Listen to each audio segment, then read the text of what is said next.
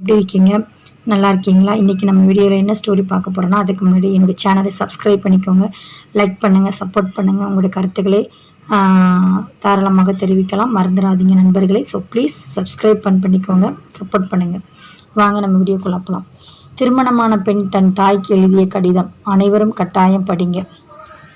அன்புள்ள அம்மா, எல்லா பெண்களைப் போலவே கல்யாண கனவில் கழித்து மனதை கொள்ளையடித்தவரை உங்கள் சம்மதத்துடன் குதூகலமாக ஆடம்பரமாக திருமணம் புரிந்து கொண்டேன்.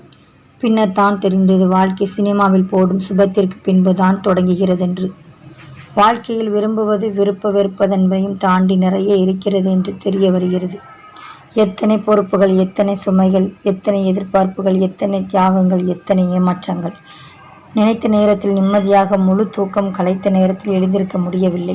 விழிக்கும் முன் நான் விழித்து என் வேலைகளை ஆரம்பிக்க வேண்டியிருக்கு. உன்னோடு இருந்த நாட்களை எனக்கென்ற விருப்பமான உடைகளை சிற்றாக பறந்து கொண்டிருந்தேன். இங்கே அவர்கள் விரும்பிய உடையில் வலம் வருவதையே விரும்புகின்றனர். இதோ என் தோழனை பார்த்து விட்டு வருகிறேன் என்று உன்னிடம் சொல்லிவிட்டு சென்றது போல் சொல்லி செல்ல இயலவில்லை. என் தேவைகளை விட அடுத்தவர் தேவைகளை முன்வைத்தே நான் நடந்து கொள்ள வேண்டியிருக்கு. நினைத்த நேரத்தில் தூங்கக்கூட முடியவில்லை.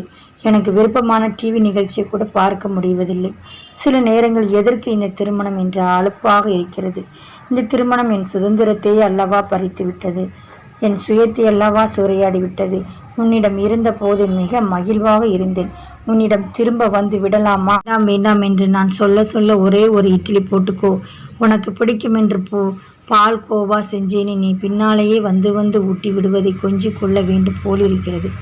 எந்த கவலையும் இல்லாமல் உன் அரவணைப்பில் உன் கொஞ்சில் உன் பாதுகாப்பிலேயே இருந்திருக்க கூடாதா என்று தோன்றுகிறது. ஆனால் அடுத்த கணமே நீயும் என் வயதில் என்னை மாதிரி தானே உணர்ந்திருப்பாய். நீ உன் திருமணத்தில் செய்த தியாகங்கள் தானே எனக்கு இந்த அழகிய நினைவுகளை கொடுத்திருக்கிறது. நீ அன்று, நான் இன்று. நினைப்பது போல் நினைத்திருந்தால் நான் இன்று இருப்பேனா? நீ செய்த தியாகங்களையும் உழைப்பையும் பாசத்தையும் எதிர்பாரா அன்பையும் நான் திருப்பி தர வேண்டாமா என்று நினைத்து கொள்கிறேன். கற்றதுதான். அப்படி நினைக்கும்போது வாழ்க்கையே எளிதாக தெரிகிறது, தெளிவாக புரிகிறது. காலம் செல்ல செல்ல நீ உன் குடும்பத்தை நேசித்தது போல் நானும் என் குடும்பத்தை நேசிக்க ஆரம்பித்து விடுவேன். நீ செய்த தியாகங்களை நானும் செய்ய தயாராகி விடுவேன். உனக்கு நாங்கள் கொடுத்த மன உறுதியை திடத்தை என் குடும்பமும் எனக்கு தரும். ஆமாம், நீ எனக்கு கொடுத்ததை நானும் என் குடும்பத்திற்கு கொடுக்க தயாராகிவிட்டேன். நன்றிம்மா என்று அன்புடன் உன் தேவதை படித்தல் பிடித்தது. நன்றி ஃப்ரெண்ட்ஸ். பிடிச்சிருந்தா உங்களோட கருத்துக்களை சொல்லுங்கள், சப்ஸ்கிரைப் பண்ணுங்கள், லைக் பண்ணுங்கள். தேங்க்யூ. இன்னொரு வீடியோவில் பார்க்கலாம்.